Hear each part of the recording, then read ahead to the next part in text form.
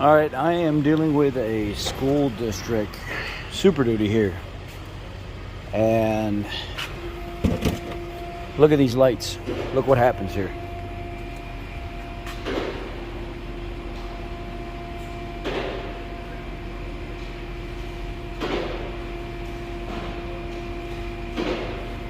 Something is going on with one of the modules, or there's a short in the system here. So I kind of took the lights and the front grille and everything apart to inspect it. I see they've added in their own connectors, but they've done stuff very tastefully. They didn't do anything abnormal. They put all connectors in instead of splicing in, which I like the way they did that. Now I've went through and I've disabled all the stuff for the plow. As they said, after plowing last, all of a sudden these lights won't turn off. We don't know if it's something we did. So I disabled every single connector that would have had something to do with the plow. And those lights are still on with the key out of the ignition, and they are still flickering. Same thing over here. I took every single connector out of there that had anything to do with the plow. I even pulled the computer out because I was told that the computers can go bad sometimes for these plows. It's not an uncommon thing. So even pulled the computer out, and all the connectors, they go in with the plow. Still nothing. So I don't see anything that they did wrong here. I'm not suspecting anything as an install issue. So I start backtracking here. I pull the liner out, get up in the wheel well and stuff inside here.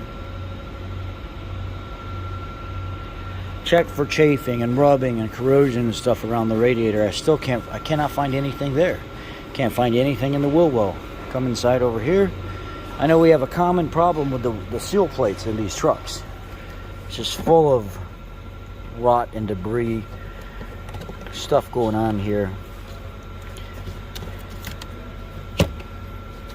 Dirt, salt.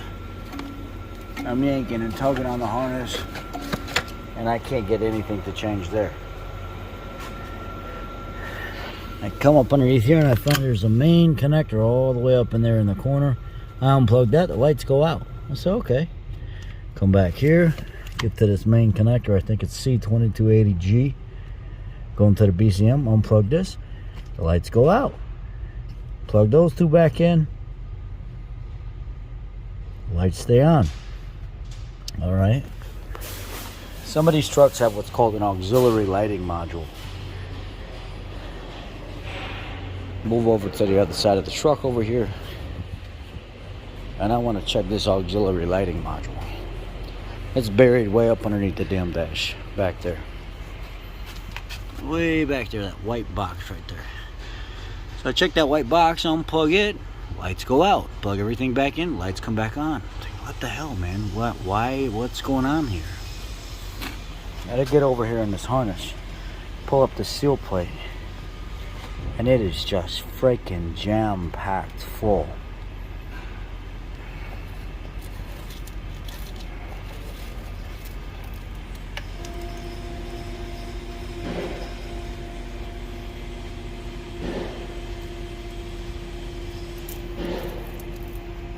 This whole harness was just covered before I started ripping all the tape off.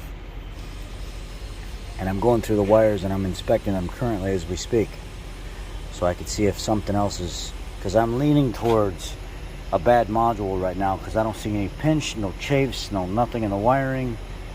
That's kind of where I'm at, and I don't know that for sure yet, and I'm trying to eliminate everything before I go there.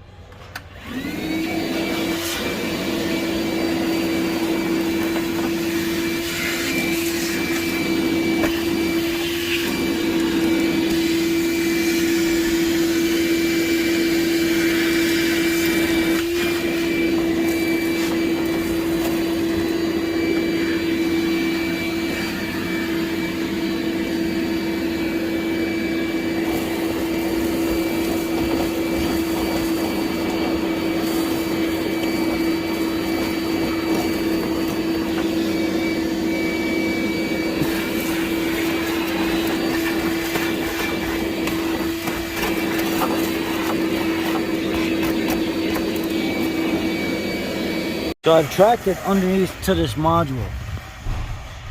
See that connector that's unplugged right there? There is a green and blue. Let's go out here and look. There's 2 pins in that connector shell.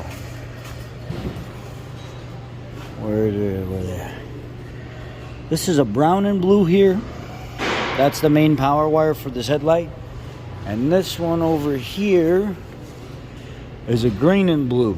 It's the main power wire for this headlight.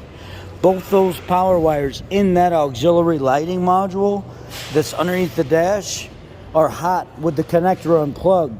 So something is triggering those 2 wires when the vehicle is in the off position and there's nothing connected to feel like it needs to be on. When you unplug that one connector that goes out, it stops. The lights shut off.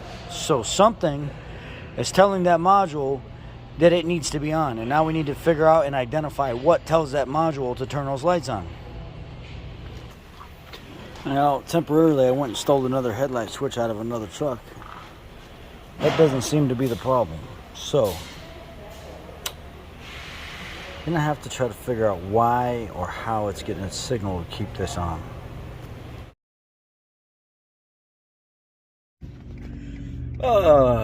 Continuing last night's video where I'm going around trying to diagnose this thing. I'm talking to call up Power Stroke Tech Talk with A-Rod. My boy Aaron, call him up. Like, hey man, this is what I'm dealing with this Power Stroke. You ever seen this before? He's, you know, we're brainstorming. He's giving me some ideas. I'm talking to him about what I've done already, and most of what he said I've already done. And then he says, what did the vehicle come in for? I said, well, it came in for the HVAC controls not working. And he says, does the HVAC control panel, does it light up? And at first I said, no, it doesn't. I don't remember it lighting up. He says, plug it in. So I go plug it in. And it lights up, but it just doesn't function. It doesn't turn anything on. It doesn't turn the blower or anything on. It's like, man, it's odd. And it's a basic SuperDuty setup. No CD player, just the regular HVAC controls, AM, FM radio. So it's a very basic front display face. There's no 4-inch screen with sync and all that other stuff. It's just not on this truck, right? So I plug it in, turn the key on, and the lights that were stuck on, they turn off. They just turn off. I'm like, man, it's so weird that HVAC control head could be causing issues on the MSCAN network like that, to where it's directly affecting some kind of signal or message being sent, making the vehicle think that the lights need to stay on all the time whenever. And then I turn the key back off, turn it back on, and they were stuck back on again. And this is the only time that I've been able to get these lights to turn off on this truck, is when messing with that module, the HVAC module, causing the low beam lights to stay on, or daytime running lights to stay on. How freaking weird, man. And now we gotta wait for our module to show up. It's on national, or that's not, it's on back order, yeah. The parts department said that HVAC control head is on back order. You have to wait for it to come off back order to even figure out if that fixes the problem or not. But that's where I'm at with this SuperDuty, that the low beam lights stay on even when the key's off, and you have to disconnect the battery to stop it from dying. How weird. Just figured I'd share with you guys the type of shenanigans we get ourselves into, and just stuff that makes no sense. These manufacturers just keep adding more networks and more networks and more creature comforts, and it's because of all of you out there. You know who I'm talking about. Come on, guys, use some common sense. It's not us that are fixing the damn things. It's the people, the users, that want more and more and more and more, and hands-free, and drive my car for me because I don't want to drive it, and lane departure and lane control and cruise control adaption and all this other. It's like, you don't even need any of that crap. You've been exposed to it, and now you want all these creature comforts, which are now causing us to have to add more and more technology and sophistication into building these vehicles, and the user is the direct reason why a lot of this is going on. The manufacturer has to build this stuff to make it work based on demand. If they don't make a vehicle that you want with the creature comfort you want, you don't buy the vehicle. It's as simple as that. So you guys want more, this is the end result of what happens. And now we've got the new network coming out in the SuperDuties, the Tron network. It gives the modules their identifiers in order for them to communicate properly. Unbelievable. Y'all have a great day.